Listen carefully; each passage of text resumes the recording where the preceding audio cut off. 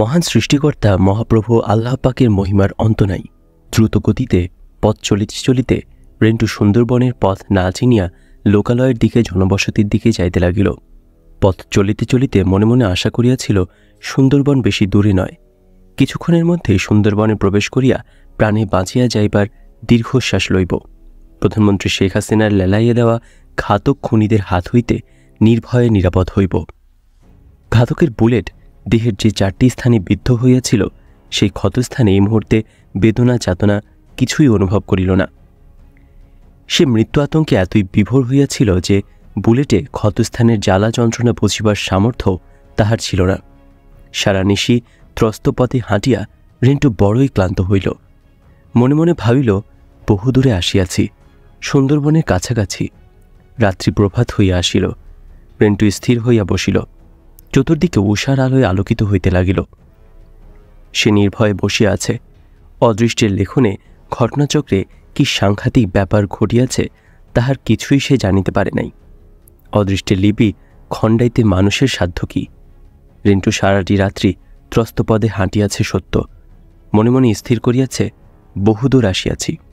এইখানে প্রধানমন্ত্রী লেলাইয়া দেওয়া খুনিদের ভয়ে ভাবিতে হইবে না, পুলিশের হাতে ধরা পড়িয়া মরিবার ভয়ে ভাবিতে হইবে না।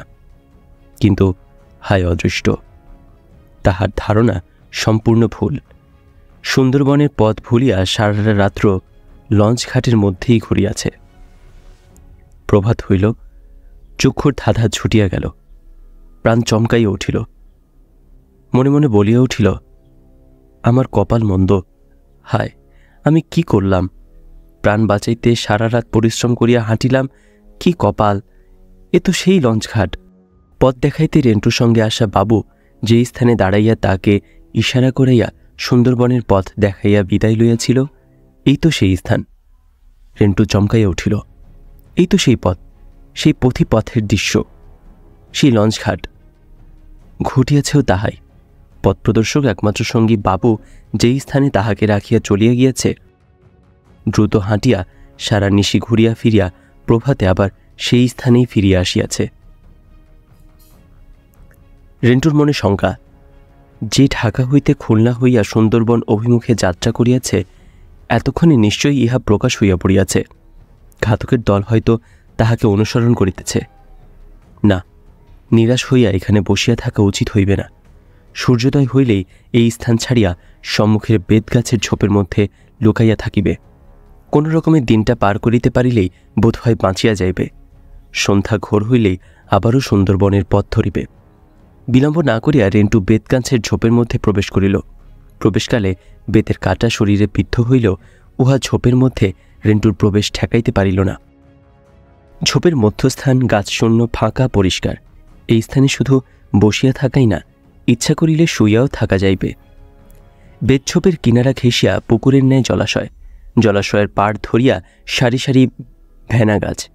এই ভেনা গাছের পাতা বিছাইয়া বেতের ঝোপের মধ্যবর্তী শূন্যস্থানে রেন্টুর সাধ্যানুসারে আত্মগোপন করিল। কিন্তু একদিকে ফাঁকা রহিল, সেই দিকে তাহার মনোযোগ হইল না। জরাশীর্ণ, ক্লান্ত, বলহীন, আহত দেহে রেন্টু ব্যাঙের ন্যায় ফুট হইয়া ঘুমাইয়া পড়িল। খানিক দূরে এক বাড়ি হইতে এক বৃদ্ধা মহিলা ছাগল লইয়া ঝোপের কাছে জলাশয় আসিলে ছাগলটি দৌড়াইয়া ঝোপের মধ্যে ঢুকিয়া পড়িল। বৃদ্ধা ঝোপের মধ্যে তাকাইলে দৃষ্টিতে অন্য এক প্রকার বস্তু দেখিয়া চিন্তা করিতে লাগিলেন, এটা কি?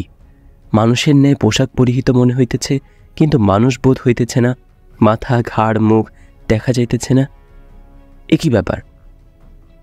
বৃদ্ধা কিছুই স্থির করিতে পারিলেন না।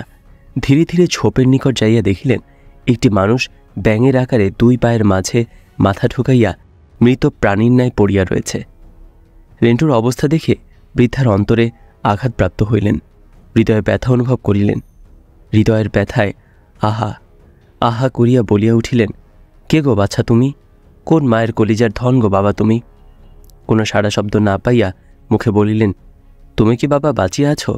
বলিয়াই রেন্টুর শরীরে হাত রাখিয়া মৃদু ধাক্কা দিতে লাগিলেন।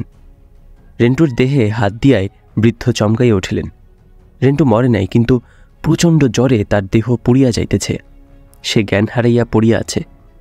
বৃদ্ধা জলাশয় হইতে কাপড়ের আঁচল ভিজাইয়া জল আনিয়া রেন্টুর মুখে ছিটাইতে লাগিলেন। খানিক পরেই রেন্টুর চেতনা ফিরিয়া আসিল। সে অতি কষ্টে চাহিয়া বৃদ্ধাকে দেখিয়া ভীত সন্ত্রস্ত হইল। বৃদ্ধা কহিলেন, আমাকে দেখিয়া এত ভয় করিতেছ কেন বাবা? তোমার কি প্রাণের মায়া নাই? ওরে বাপধন, এই ঝোপঝাড়ে সর্পটর্পর অভাব নাই, দিনের বেলায় শ্রীগাল আসিয়া কামড়াইয়া ধরে। বাবা, কাহার ভয়ে তুমি এইভাবে এখানে লুকাইয়া পড়িয়া রয়েছ? বলো বাবা, আমার নিকট খুলিয়া বলো, সকল কিছু খুলিয়া বলো, মনের কথা বলো, তোমার কোনো ভয় নাই। তুমি আমার পেটের সন্তান তুল্য, কোন দুঃখিনী মায়ের সন্তান তুমি? তোমার না জানি কতই বিপদ। কোন পাষাণ্ডের ভয়ে তুমি এই ঝোপঝাড়ের মধ্যে লুকাইয়া পড়িয়া আছো? রেন্টুর মুখে কোনোই কথা নাই। চোখ দুটি পুনরায় বন্ধ করিয়া শুইয়া রহিল। বৃদ্ধা মৃদু স্বরে সজল চোখে বলিতে লাগিলেন, হা বাবা, সোনার চাঁদ, ননির পুতুল, মানিক বাবা, তোমার কোনো ভয় নাই। আমি তোমাকে সাবধানে রাখিব, লুকাইয়া রাখিব। তোমার কথা কাহারও নিকট বলিব না। তুমি আমারই পেটের সন্তান বাবা। 25 বছর আগে কালা জ্বরে মারা গিয়েছে আমার যে পুত্র, তুমি আমার সেই পুত্র।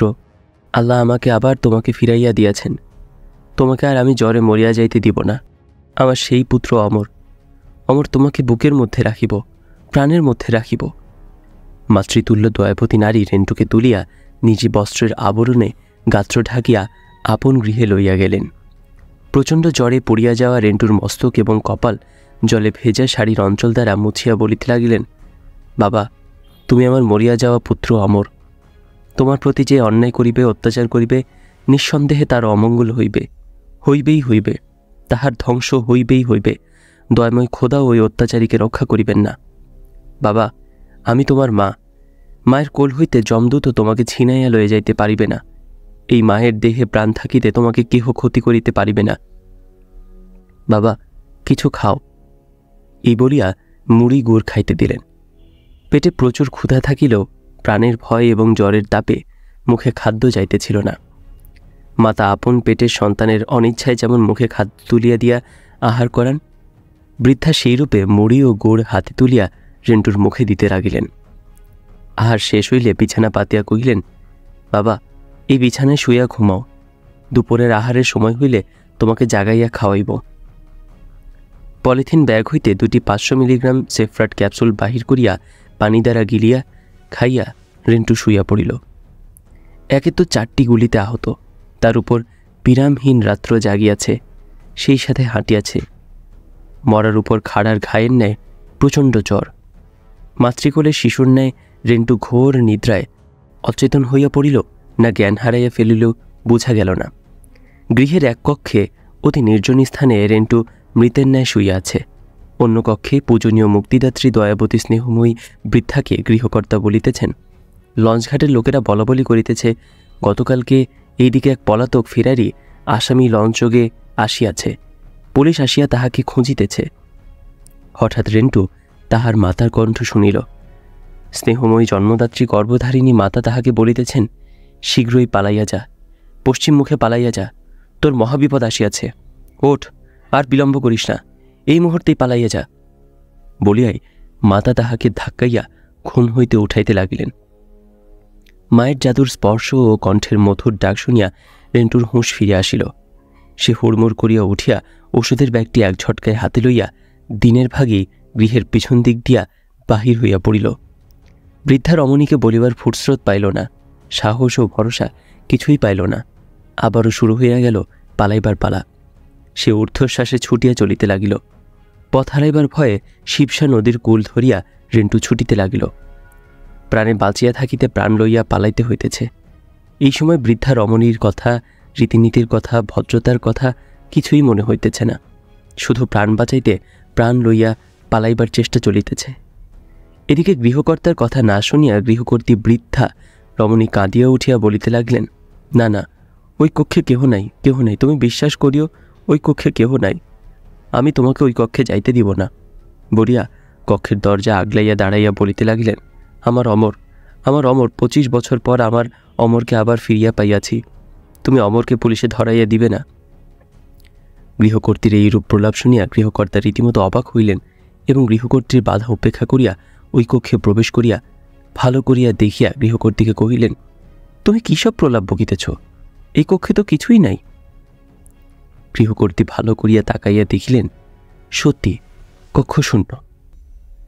গৃহকর্তা দরিদ্র মাঝি, খেয়া পারাপারের নৌকাটি সহ সামান্য ভিটা এবং জমিজমা তাহার রইয়াছে। গড়াইখালি লঞ্চ ঘাটে তার খেয়া পারাপারই প্রধান পেশা। দুটি কন্যা সন্তান জন্মিবার পরপরই মারা গিয়াছিল। তাহার পর তাহাদের আরেকটি পুত্র সন্তান জন্মিয়াছিল। তাহারা এই পুত্র সন্তানটির নাম রাখিয়াছিলেন অমর। কিন্তু অমর নাম রাখিলেও অমর অমর হয় নাই। অমর মৃত্যুর হাত হইতে রক্ষা পায় নাই। 25 বছর আগে 10 বছর বয়সে অমর কালাজ্বরে মৃত্যু করে ঝুলিয়া পড়েছিল। ইহার পর তাহাদের আর সন্তান হয় নাই। কোনো অসহায় শিশু কিশোর যুবককে দেখিলেই বৃদ্ধা রমণীর হৃদয়ে অমরের আবেগ অনুভূতির জন্ম হয়। রেন্টুকে দেখিয়াও তাহার আপন পুত্র অমরের ভালোবাসা সৃষ্টি হইল। সে রেন্টুকে পুত্র অমরের ন্যায় ভালোবাসিয়া ফেলিলেন। নিজ বক্ষে টানিয়া লইয়া নিজ গৃহে আশ্রয় দিলেন। কিন্তু এক্ষণে রেন্টুবিহীন শূন্য কক্ষ দেখিয়া বৃদ্ধা রমণীর বুক ভাঙিয়া হৃদয় ফাটিয়া চৌচির হইয়া গেল। তিনি আহার নিদ্রা ঘর সংসার ত্যাগ করিলেন। অবশেষে খেয়া পারাপার সাঙ্গ করিয়া গৃহকর্তার কর্ত্রী শিবসা আর পশুর নদীর কূলে কূলে রেন্টুর খোঁজে নৌকা বাহিতে লাগিলেন। তাহাদের বিশ্বাস, হয় শিবসা না হয় পশুর নদীর কূলেই তাহারা রেন্টুকে খুঁজিয়া পাইবেন। নৌকাতেই তাহাদের আহার, নৌকাতেই নিদ্রা। ক্লান্ত অবসন্ন দেহে হাঁটিতে হাঁটিতে হড্ডা গ্রামের নদীর পাড়ে আসিয়া রেন্টু দেখিল ঘাটে একটি শূন্য নৌকা বাঁধা রইয়াছে। সে যত্নের এবং সতর্কতার সহিত ভালো করিয়া লক্ষ্য করিল নৌকায় কোনো জনমানব নাই। এদিক ওদিক খুঁজিয়াও কাহাকে দেখিতে পাইল না। জনমানবের কোনো চিহ্নই চোখে পড়িল না। এই নদীর ওপারেই সুন্দরবন। সেই দিকেও একবার তাকাইল। ওই সুন্দরবন যাইতে পারিলেই প্রধানমন্ত্রী শেখ হাসিনার লেলাইয়া দেওয়া ঘাতক খুনিদের হাত হইতে রেন্টুর প্রাণ রক্ষা পাইবে। রেন্টু বাঁচিয়া যাইবে, ইহাই তাহার বিশ্বাস। সে ধীরে ধীরে মনুষ্যবিহীন নৌকায় উঠিল। খরস্রোতা বিশাল শিবসা নদীর ভয়াল রূপ দেখিল। মনে মনে চিন্তা করিল নৌকাটি চুরি করিয়া সুন্দরবনে লইয়া যাইবে কিনা। এই নৌকাটি যে একজন গরিব মানুষের, ইহাতে কোনোই সন্দেহের কারণ নাই। নৌকাটি ওপারে সুন্দরবনে লইয়া গেলে কে ইহাকে আবার এইখানে আনিয়া রাখিবে? ভাবিতে ভাবিতে নৌকায় রাখা ভাতের হাড়ির দিকে রেন্টুর দৃষ্টি পড়ল। সঙ্গে সঙ্গে ক্ষুধার জ্বালা অনাহারের কষ্ট শতগুণ বৃদ্ধি হইল। মাটির হাড়ির ঢাকনা খুলিয়া ভাত দেখিল, অন্য হাড়িতে ডাল দেখিল। রেন্টু লোভ সংবরণ করিতে পারিল না, ক্ষুধার জ্বালা সহিতে পারিল না। তাহার নিকট টাকা রহিয়াছে। এই টাকা, এই ভাত যাহার তাহাকে দিবে ভাবিয়া উদরপূর্তি ডাল ভাত খাইয়া ক্ষুধা নিবারণ করিয়া প্রতীক্ষায় রহিল। নিদ্রাদেবী তাহাকে গভীর ঘুমে আচ্ছন্ন করিল। সে শোকনিদ্রায় নিপতিত হইল। এই দিকে কি হইল তাহা বুঝিবার সামর্থ্য রইল না। নৌকার মাঝে সেই গৃহকর্তা ও কর্ত্রী অমরের পিতামাতা খুঁজিতে খুঁজিতে ক্লান্ত হইয়া রেন্টুকে না পাইয়া ব্যর্থ মনোরথে নৌকায় ফিরিয়া আসিলেন। নৌকায় ফিরিয়া আসিয়া দয়াময় পরম দয়ালু আল্লাহ পাকের অশেষ মহিমা দেখিয়া মুগ্ধ হইলেন। যাহাতে ঘুম ভাঙিয়া না যায় সেজন্য দুইজনে ইশারায় ইশারায় কথা কইয়া ঘুমন্ত রেন্টুকে লইয়া নিজেদের বাড়ির উদ্দেশ্যে নৌকা ভাসাইলেন। ঘুম ভাঙিয়া গেলে রেন্টু যাহাতে লাফাইয়া পালাইয়া যাইতে না পারে সেজন্য মাঝি গৃহকর্তা মাছ দরিয়া দিয়া নৌকা চালাইতে লাগিলেন। আর গৃহকর্ত্রী বৃদ্ধা রমণী কুটুম্ব বাড়ি হইতে লইয়া আসা মুরগি কাটিয়া ছিলিয়া ধুইয়া পরম আনন্দে রাঁধিতে লাগিলেন। গৃহকর্ত্রী বৃদ্ধা রমণী তাহার মৃতপুত্র অমরকে ফিরিয়া পাইয়াছিলেন। সেই পুত্র আবার হারাইয়া গিয়াছিল। এক্ষণে সে পুত্রকে পুনরায় ফিরিয়া পাইয়াছেন। ইহা যে কি পরম আনন্দের, পরম সুখের, তাহা কেবল মাতৃস্নেহে পাগলী সন্তানহারা জননীই জানেন। এই অদ্ভুত রহস্যময় পৃথিবীর রহস্যের শেষ নেই। কোন মানুষের কিসে সুখ শান্তি, কিসে দুঃখ বেদনা, তাহা কেবল সৃষ্টিকর্তা বিধাতাই বলিতে পারেন। এই দরিদ্র গৃহকর্তা নৌকার মাঝি আর কর্ত্রীর অন্যের সন্তানকে নিজ বক্ষে ধারণ করিয়া আপন সন্তানের ন্যায় হৃদয়ে স্থান দিয়া নিজ গৃহে লইয়া যাইতেছেন। ইহাতে তাহাদের অন্তরে যে কি অনাবিল সুখ শান্তি বহিয়া যাইতেছে তাহা কেবল তাহারাই বুঝিতেছেন। মশলা কষিবার ঘ্রাণ নাকে প্রবেশ করিলে হাঁচি দিয়া রেন্টু জাগিয়া উঠিল এবং চক্ষু মিলিয়া দেখিল গৃহকর্ত্রী বৃদ্ধা রমণী তাহার শিয়রে বসিয়া কান্না করিতেছেন।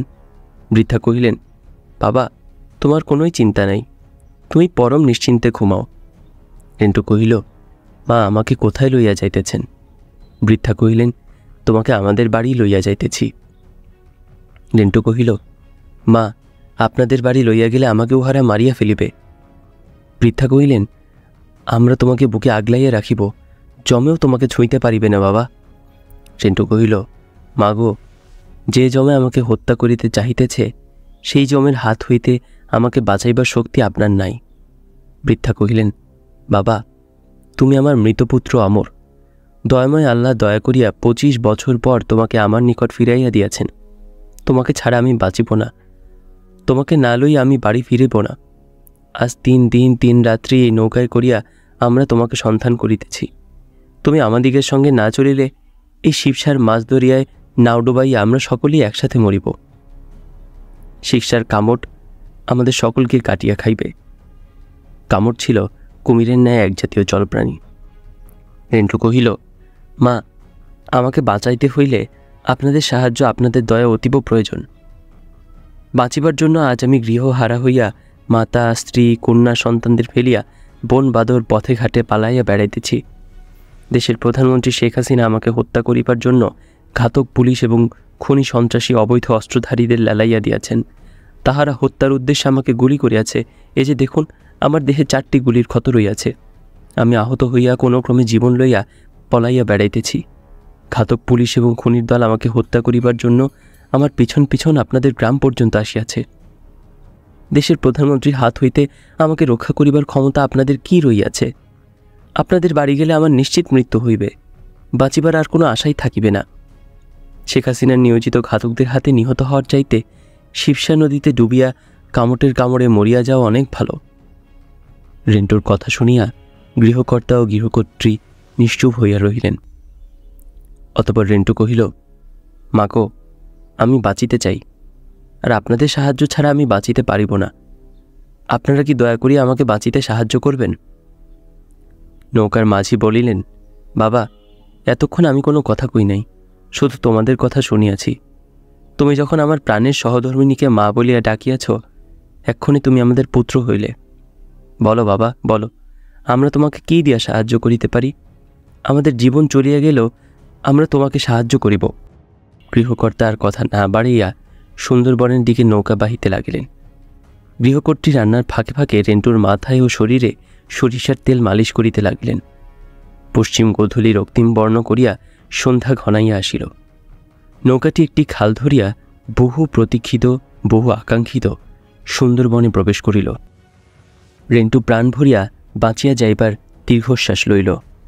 তাহার মনে আশা জাগিল, এইবার হয়তো শেখ হাসিনার হাত হইতে বাঁচিয়া যাইব। রাত্রি বাড়িতে লাগিল। গৃহকর্তা সুন্দরবনের ভিতর খালের মাঝখানে বাঁশ গাড়িয়া নৌকা বাঁধিলেন। গৃহকর্ত্রী ভাত বাড়িয়া সকলকে খাইতে দিলেন। রেন্টু পরম আনন্দে, পরম নিশ্চিন্তে, পরম তৃপ্তি সহকারে খাইল। সকলের চাইতে বেশি খাইল, অধিক পরিমাণে খাইল। সুন্দরবনের মাঝে নৌকায় বসিয়া তাহারা 3 জনে মিলিয়া নানা বিষয় লইয়া দীর্ঘক্ষণ অনেক সলা পরামর্শ করিল, আলাপ আলোচনা করিল, অগ্র পশ্চাৎ অনেক ভাবিল। অবশেষে স্থির করিল, রেন্টু এই সুন্দরবনেই থাকিবে। দিনের ভাগে বনের গভীরে যাইয়া লুকাইয়া থাকিবে, আর প্রতি সন্ধ্যায় গৃহকর্তা খাবার সহ নৌকা লইয়া এখানে আসিবেন। রেন্টু নৌকাতেই খাবার খাইয়া নৌকাতেই রাত্রি যাপন করিবে। ভোর হইলে রেন্টু বনের গভীরে চলিয়া যাইবে। গৃহকর্তা নৌকা লইয়া বাড়িতে রওনা হইবেন। গৃহে বসিয়া গৃহকর্ত্রী খাবারের যাবতীয় আয়োজন করিয়া রাখিবেন। বাজার হাট, কেনাকাটা, রান্না বান্না সকলে গৃহকর্ত্রীকেই সারিতে হইবে, কারণ গৃহকর্তার নৌকা লইয়া বাড়ি যাইয়া খাবার লইয়া আবার এইখানে ফিরিয়া আসিতে দিবস শেষ হইয়া যাইবে। ভূমিষ্ঠ হইবার পর মাতৃজঠরে শিশু যেইরূপে নিরাপদে নিশ্চিন্তে শান্তিতে ঘুমাইয়া থাকে, সুন্দরবনের মাঝে খালের মধ্যে নৌকার উপরে রেন্টু সেই রূপেই ঘুমাইয়া রহিল। ভোর হইল।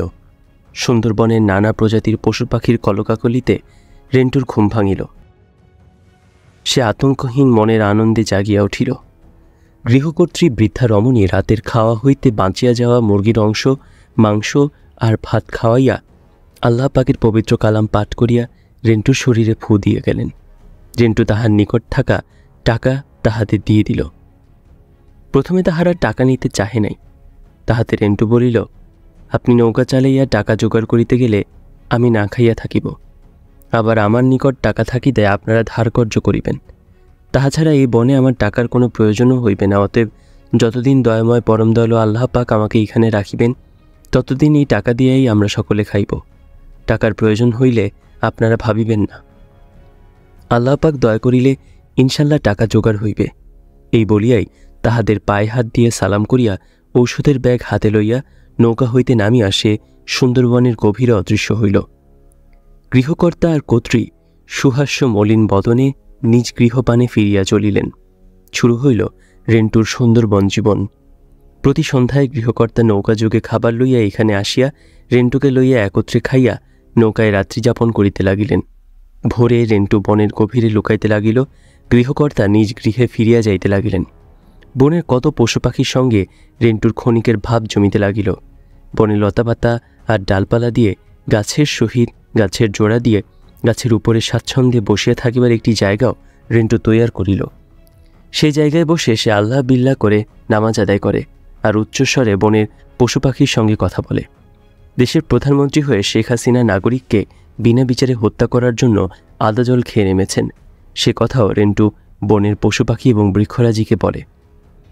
রেন্টুর আহাজারি শুনে অসহায়ত্ব দেখে বনের বানরেরা দল বেঁধে সৃষ্টিকর্তা আল্লাহ পাকের কাছে মিনতি করিয়া বলে, হে দয়াময় আল্লাহ, তুমি যদি আমাদের বানর না করে হনুমান করে দুনিয়ায় পাঠাতে, তাহলে রামায়ণের হনুমান যে রূপে লঙ্কার অত্যাচারী দুষ্ট রাজা রাবণকে বধ করে এই ধরাকে পাপমুক্ত করেছে, সেই রূপে বাংলাদেশের অত্যাচারী দুষ্ট প্রধানমন্ত্রী শেখ হাসিনাকেও আমরা বধ করে দেশকে পাপাচার মুক্ত করতাম। হে আল্লাহ, তুমি কি না পারো? তোমার মহিমার অন্ত নাই। তুমি তোমার এই বান্দার প্রতি করুণা বর্ষণ করো, অত্যাচারীকে নিপাত করো। সকাল হইতে সন্ধ্যা পর্যন্ত রেন্টুর চারপাশে বানরেরা থাকত। বস্তুত অতন্দ্র প্রহরীর ন্যায় বানরেরা দল বেঁধে রেন্টুকে ঘিরে রাখত। ভেঙচি কাটা বানরের স্বভাব, কিন্তু কি আশ্চর্য, রেন্টুকে কোনো বানর ভেঙচি কাটত না। যদি হঠাৎ কোনো বানর ভুলবশত ভেঙচি কেটেও ফেলত, তাহলে সঙ্গে সঙ্গে অন্য বানরেরা দল বেঁধে ভেঙচি কাটা সেই বানরকে তাড়া করে নিয়ে যেত।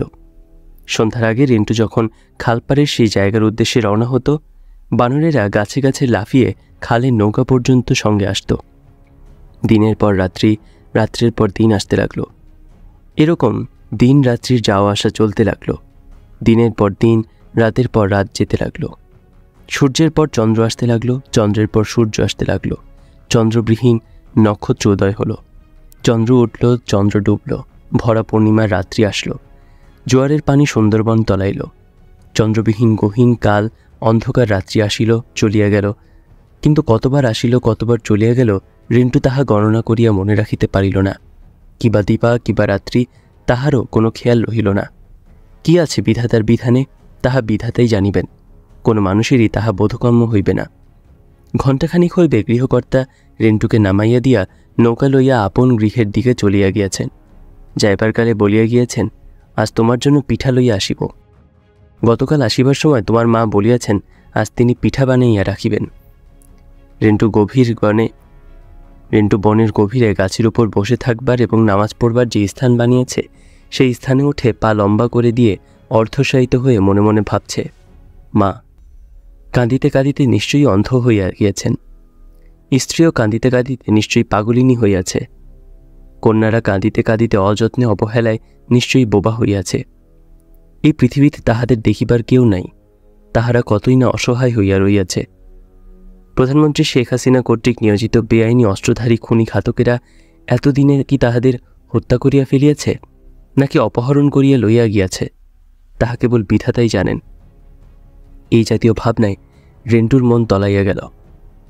হঠাৎ বনের মধ্যে ঠাস ঠাস গুলির শব্দ শুরু হলো। গুলি গাছের পাতা লতা ডালপালা ভেদ করে ছড়ছড় শব্দে চলিয়া যেতে লাগলো। কাকপক্ষীরা কা কা চিচি রব শুরু করল। বানরেরা চিৎকার করতে করতে লাফিয়ে লাফিয়ে এক গাছ থেকে আরেক গাছে ছুটিয়া পালাইতে লাগিল। দু একটি বানর গুলিবিদ্ধ হইয়া মাটিতে লুটাইয়া পড়িল। রেন্টু বুঝিল, প্রধানমন্ত্রী নিয়োজিত ঘাতকেরা তাহাকে হত্যা করিতে এই সুন্দরবনেও হামলা করিয়াছে। সে ক্ষিপ্র গতিতে মাটিতে লাফাইয়া পড়িয়া প্রাণ বাঁচাইতে দ্রুত বেগে দৌড়াইতে শুরু করিল। কিন্তু কোন দিকে দৌড়াইল? পশ্চিমে না পূর্বে দৌড়াইল, দক্ষিণে না উত্তরে, বনের গভীরে না বনের বাহিরে দৌড়াইল, তাহা কিছুই বুঝিল না। বুঝিবার সাধ্যও রহিল না। শুধু দৌড়াইল আর দৌড়াইল। দিকবিদিক জ্ঞানশূন্য হইয়া দৌড়াইল। দিনভর দৌড়াইল। দৌড়াইতে দৌড়াইতে দেহ ক্লান্ত অবসন্ন হইল। দিবস বিদায় হইল। সন্ধ্যা নামিয়া আসিল। আধার ঘিরিয়া ধরিল। এখন কি হইবে উপায়? তাহা হইলে কি এই আধারে বাঘে ধরিয়া খাইবে? বিধাতা কি ইহাই ইচ্ছা করিয়াছিলেন? বিশ্রী গন্ধ রেন্টুর নাকে প্রবেশ করিল।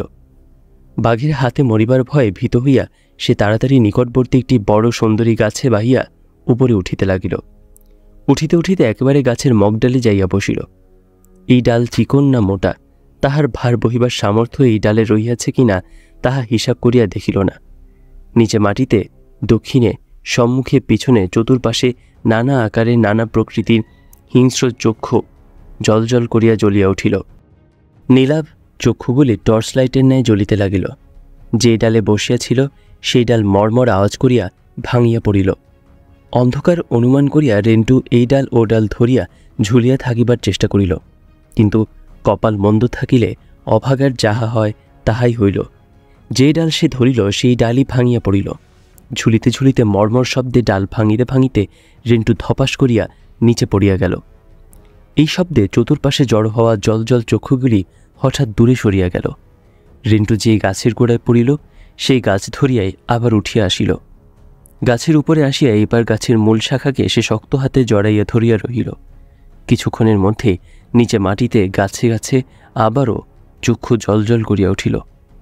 কোমরটা ডালের উপর রাখিয়া দুই হাত দিয়া রেন্টু গাছের মূল শাখাকে এমনভাবে জড়াইয়া ধরিল যে জমেও তাহাকে আর গাছ হইতে ছাড়াইতে পারিবে না। তাহার চোখে নানা জাতের চক্ষু পড়িল, কর্ণে নানা ধরনের শব্দ প্রবেশ করিল। শীতল কিছু একটা শরীর বাহিয়া নামিতেছে বা উঠিতেছে অনুভব হইল। তাহার যাচাই হোক, সে গাছ ছাড়িবে না। মরিতে তো হইবেই, তবে বাঁচবার চেষ্টা না করিয়া মরিয়া যাওয়া কাপুরুষের কাজ। এই কাজ সে কোনো কালেই করে নাই, এখনও করিবে না। দুই পা আর হাত দিয়া গাছকে জড়াইয়া ধরিয়া সে দয়াময় পরম দয়ালু আল্লাহ পাককে প্রাণ ভরিয়া ইয়া আল্লাহু ইয়া রহমানু ইয়া রহিম এই তিন নামে এবং ইয়া রহমত আল্লিল আলামিন এই নামে দয়াল নবী সাল্লাল্লাহু আলাইহি ওয়াসাল্লামকে কখনো উচ্চ কখনো ক্ষীণস্বরে ডাকিতে লাগিল। চক্ষুদয় বন্ধ করিয়া আল্লাহ তাআলাকে ডাকা আর আপন মোর্শেদকে স্মরণ করা ছাড়া তার আর কিছুই করিবার ছিল না। তাই সে রাত্রিভর গাছের ডালে বসিয়া চক্ষুদয় বন্ধ করিয়া সৃষ্টিকর্তা আল্লাহকে ডাকিল আর আপন মোর্শেদকে স্মরণ করিল। রাত্রি পোহাইল, ভোরে সকল পাখি ডাকিতে লাগিল। পূর্ব দিগন্তে রক্তলাল সূর্য উদিত হল। রেন্টু খুব ভালো করিয়া চতুর্পাশ দেখিল। তারপর ধীরে ধীরে গাছ হইতে নামিয়া আসিয়া মাটিতে পড়িয়া থাকা ওষুধের ব্যাগটি তুলিয়া লইল এবং তাহার কাছে থাকা অবশিষ্ট টাকাগুলি যাহা রাতে ডাল ভাঙিয়া পড়িবার কালে ছড়াইয়া ছিটিয়া মাটিতে পড়িয়াছিল তাহা কুড়িয়া রইল। গতকাল রাতে রেন্টুর সেফরাট ক্যাপসুল খাওয়া হয় নাই। ঔষধ খাইবার কোনো সময়, কোনো সুযোগ, কোনো অবকাশ তাহার গতকাল ছিল না। এক্ষণে ঔষধ খাইবার ও পিপাসার জন্য পানির সন্ধান করিতে লাগিল। কোনো জলাশয়, কোনো ডোবা, নালা বা খালের সন্ধানে রেন্টু ঘুরিতে লাগিল। ঘুরিতে ঘুরিতে দ্বিপ্রহর গড়াইয়া গেল, কিন্তু জল পাইবার কোনো স্থানের সন্ধান মিলিল না। পিপাসায় বুকের ছাতি ফাটিয়া যাইবার উপক্রম হইল। চলন শক্তি রহিত হইয়া আসিতে লাগিল। তৃষ্ণার তীব্রতায় সে গাছের পাতা চিবাইতে শুরু করিল। ইহাতে কিছুটা ফল হইল, তৃষ্ণার জ্বালা কিছু দমিল, সেই সাথে ক্ষুধার কষ্টও কিছুটা প্রশমিত হইল। গাছের পাতা চিবাইতে চিবাইতে পানির খোঁজে হাঁটিতে লাগিল। একবার ভাবিল, গৃহকর্তা যেইখানে আসিয়া অপেক্ষা করেন সেই খাল খুঁজিলে কেমন হয়, কিন্তু খালে তো খনি ঘাতকেরা মজুদ রইয়াছে, সেইখানে যাওয়া যাইবে না। জলের সন্ধানে ঘুরিতে ঘুরিতে বিকাল হইয়া গেল, কিন্তু জল মিলিল না। মনে মনে ভাবিল, গৃহকর্তা নিশ্চয়ই খাবার লইয়া তাহাকে সন্ধান করিয়া হয়রান হইয়া যাইতেছেন। সে এক্ষুনি স্থির সিদ্ধান্ত লইল, যতই ঝুঁকিপূর্ণ হোক সেই খালেই যাইতে হইবে, গৃহকর্তাকে পাইতেই হইবে। কিন্তু এ কি? এ তো সব একই বিষয়, একই রকম। কিভাবে সেইখানে যাইতে হইবে? কোন পথে যাইতে হইবে? উত্তর, দক্ষিণ, পূর্ব, পশ্চিম সবই তো একই ভাব, একই দৃশ্য। সকল কিছু দেখিতে হুবহু একই রকম। ইহা যেন এক মায়াপুরীর গোলক ধাঁধা। এই ধাঁধা অতিক্রম করা অসম্ভব। তাহলে কিভাবে, কি উপায় যাবে সেই খালে? এই প্রশ্নের উত্তরে কোনো হদিস নাই, কুলকিনারা নাই, শুধু অন্ধকারের মতো পথ চলা। কপাল মন্দ হইলে চক্ষু থাকিতেও অন্ধ হইতে হয়। এখানে অন্ধকে ছাড়িয়া দিলে যেভাবে পথ চলিবে, যাহার চক্ষু রইয়াছে সেও সেইভাবেই পথ চলিবে।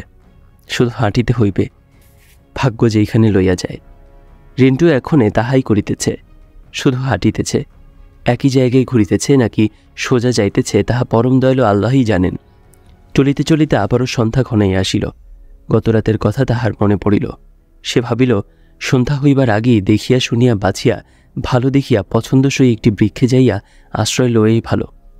যে কথা সেই কাজ। যে পাতা চিপাইলে খারাপ বোধ হয় না এমন পাতা এবং অনেকগুলি লতা ছিঁড়িয়া ভাঙিয়া পড়িবার কোনো আশঙ্কা নাই এমন একটি গাছের উঁচু মোটা ডালে গিয়া আরামে বসিল। মোটা ডালের দুই দিকে দুই পা ঝুলাইয়া দিয়া ঘুমের তন্দ্রা আসিল, যাহাতে নিচে পড়িয়া না যায় তাহার জন্য গাছের মূল শাখার সহিত নিজের দেহকে লতা দ্বারা ভালো করিয়া শক্ত করিয়া বাঁধিল। এমন শক্ত মজবুত এবং সুন্দর করিয়া লতা দিয়ে নিজেকে গাছের সহিত বাঁধিল যে শুধু তন্দ্রাই নহে, গভীর ঘুমে অচেতন হইলে কিংবা জ্ঞান হারাইয়া ফেলিলেও নিচে পড়িয়া যাইবার সম্ভাবনা রহিল না। পাতা ভর্তি ঔষধের পলিথিন ব্যাগটি বাম হাতের পাশে উত্তমরূপে ঝোলাইয়া উহা হইতে পাতা লইয়া চিবাইয়া চিবাইয়া রস খাইল, গিলিয়া খাইল।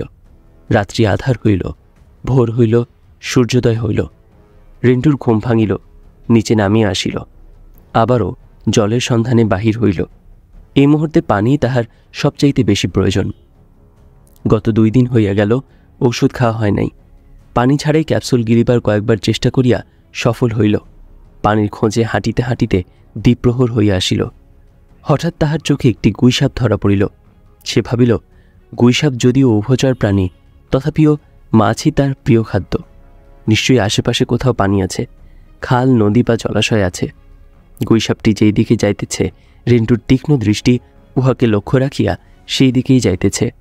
গুইসাপটির ধীর চলনে মনে হইতেছে বয়স হইয়াছে। গুইসাপটি আগে আগে চলিল, রেন্টু উহাকে অনুসরণ করিয়া পেছনে পিছনে চলিল। ইহাও দয়াময় পরম দয়ালেরই খেলা। গুইসাপটি খালে আসিয়া পানিতে ডুব দিল। রেন্টু পানির সন্ধান পাইল, পানি খাইয়া জীবন বাঁচাইল। মহান আল্লাহ বাঁচাইতে চাহিলে কোনো না কোনো ব্যবস্থা করিয়াই দেন। পানি খাওয়া শেষ না হইতেই পেছন দিক হইতে চিৎকার আসিল, পলা পলা, বিডিআর বিডিআর। রেন্টু পিছনে ফিরিয়া তাকাইতে দেখিল ভাড়াই করিয়া 2 বোঝা কাঠ লইয়া এক কাঠুরিয়া দ্রুত আসিয়া ঝোপের আড়ালে রাখা নৌকায় ধপাস করিয়া রাখিয়া ক্ষিপ্র গতিতে বাঁধন খুলিয়া নৌকা ভাসাইল। ইহা দেখিয়া কোনো কিছু না বুঝিয়া সে একলাফে নৌকায় উঠিয়া বসিল। নৌকা চলিতে থাকিল। নৌকা বাইতে বাইতে কাঠুরিয়া জিজ্ঞেস করিল, তোমার নৌকা কই? রেন্টু হাঁ না কিছুই কহিল না। কাঠুরিয়া কহিল, নৌকা রহিয়া গিয়াছে, থাকিতে দাও। নৌকা পরে লওয়া যাইবে, কিন্তু বিডিআর পুলিশের হাতে ধরা পড়িলে উপায় থাকিবে না। গত 2 দিন আগে বনদস্যুরা ফরেস্ট গার্ডদের উপর হামলা করিয়াছে। উভয় পক্ষের বন্দুক যুদ্ধ হইতেছে। বনরক্ষীদের হতাহত করিয়া তাহাদের অস্ত্রশস্ত্র বনদস্যুরা লুট করিয়া লইয়া গিয়াছে। সেই অস্ত্র উদ্ধার এবং দস্যুদের ধরতে বিডিআর পুলিশ যৌথ অভিযানে নামিয়াছে। এখনে তাহাদের হাতে ধরা পড়িলে দস্যু সন্দেহে নির্যাতন করিবে এবং জেলে চালান করিয়া দেবে। নৌকা হারাইলে নৌকা পাওয়া যাইবে, কিন্তু জেলে ঢুকাইয়া দিলে আর বাহির হওয়া যাইবে না।